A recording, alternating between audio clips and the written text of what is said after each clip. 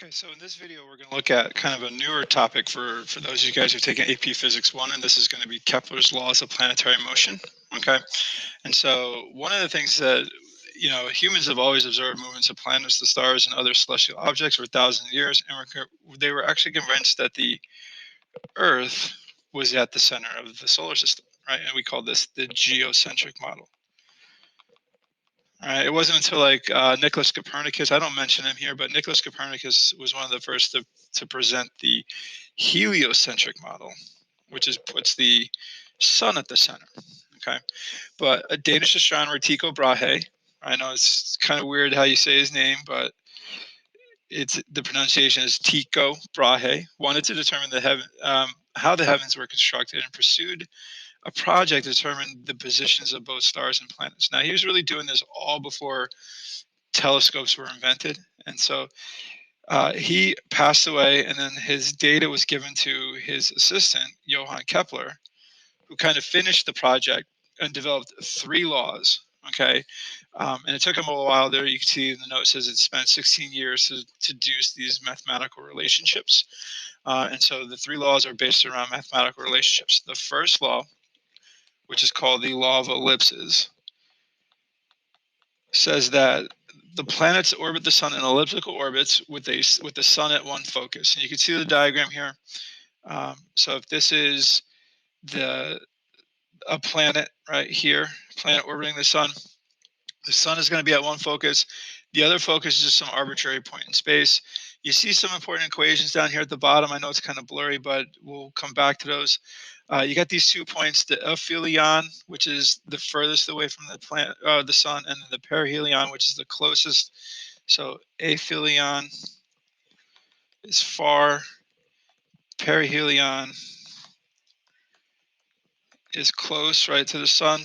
And then so you can see that the equation, so RP, which is the distance away from the from the sun, is A times 1 minus E, where A is the semi-major axis, right? And then RA is A times 1 plus E. And E is what we call the eccentricity, okay, which is actually right here. It says, in fact, if you determine the eccentricity of the orbit, you actually see that most planets actually orbit in a near circular orbit, right? So it's very close to being concentric circles. The eccentricity of a circle is 0, all right? And an ellipse is between 0. And I provide a little bit of a chart there. You can see like they're very close to being elliptic or circular orbits versus they're slightly elliptical, okay? The second law is called the law of areas. And it says that the radius vector drawn from the sun to a planet sweeps out equal areas in equal time intervals. So if I have the orbit, right, and I take a 10-day period from here to here, this area, and a 10-day period on this side, this A1 would equal A2, right? And if I have a third area, it would be equal to A3. And this is kind of where calculus comes into play a little bit, okay?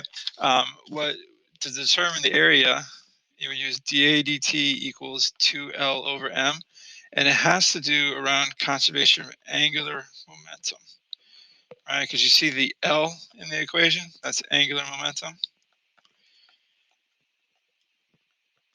And if you do a little bit of the algebra and calculus, you find that the area can be found by just simply doing R times V, right? And so what they're saying is ROVO would be R1, V1, and so forth, okay? Now, the last law is called the law of periods. So this talks about I put an R, sorry.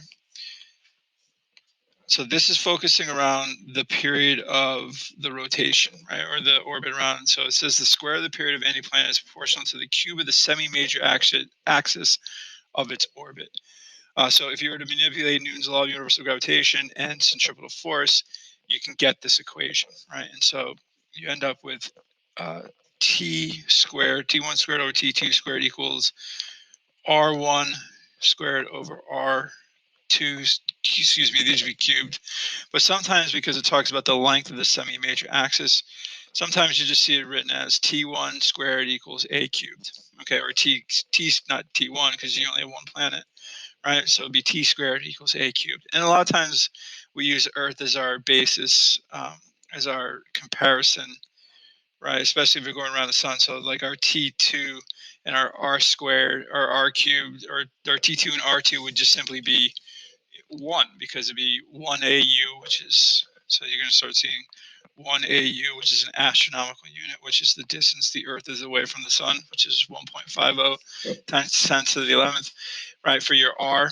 And then your the T2, I forgot the squared again, would simply be the period of Earth, which you say is 1 year, right? And so you can, so this period would be in years, right? And this would be in AUs, okay? So if we look at this next question, it talks about Halley's Comet. So Halley's Comet comes around every roughly 76 years. I was 9 years old the last time it was around, so I was very fortunate to see it.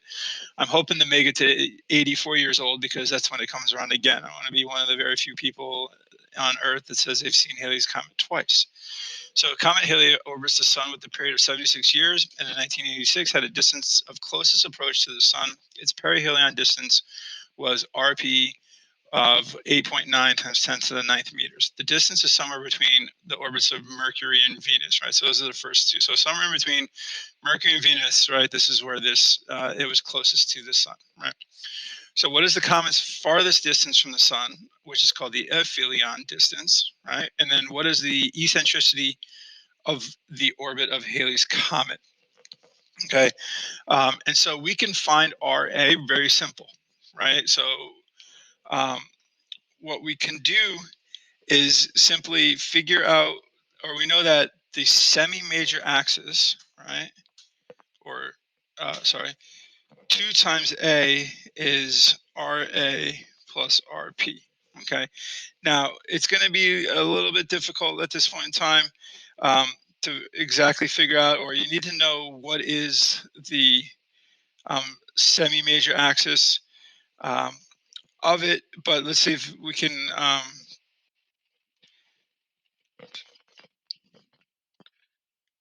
Right. Okay. So what we could do is we can find the semi-major axis by simply just using t squared equals a cubed, right?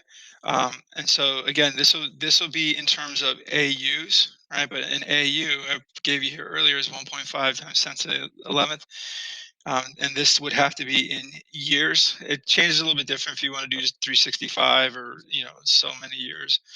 So excuse me, A would be the cube root of t squared. And so we would say the cube root of 76 squared. And that ends up being, hold on, let me grab my calculator. Let me do it on my phone. Right. And so we got